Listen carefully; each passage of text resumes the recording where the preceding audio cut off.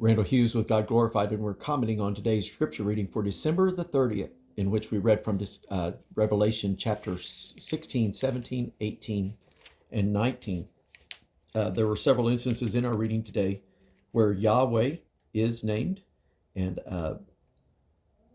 chapter 16, verses 5 and 7, as well as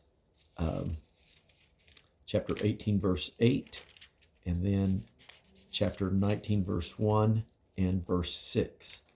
And then something interesting is that we have a couple of times where we saw chapter 17, verse 14, and then again in chapter 19, verse 16, where we read King of Kings and Lord of Lords.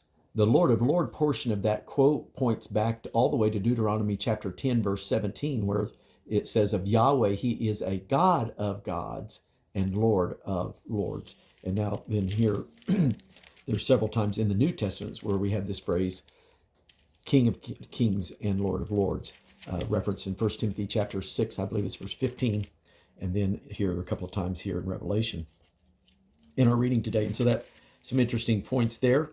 And then that great city that's divided into three parts, many believe that to be Jerusalem.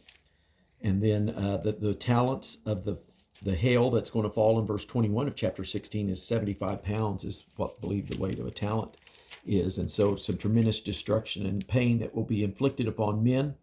And the going into perdition in verse 11 of chapter 17, some see that as the lake of fire. And then the fall of Babylon, the destruction of Babylon. And there are many commentators, I believe almost every commentator since the Reformation believes that the great whore in Babylon is a reference to the Roman Catholic Church.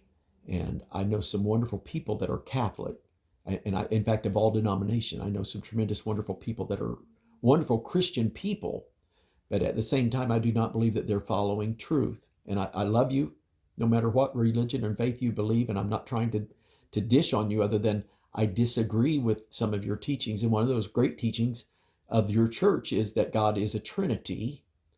And oftentimes the following after a false God was seen as adultery or could be seen as fornication. Sexual immorality was associated with that in some way, that it was leaving the husband, leaving the one true love. And so that to me is the fornication that the Babylon and Rome has propagated throughout our world, the doctrine of the Trinity. And so we want to love the truth. God bless you.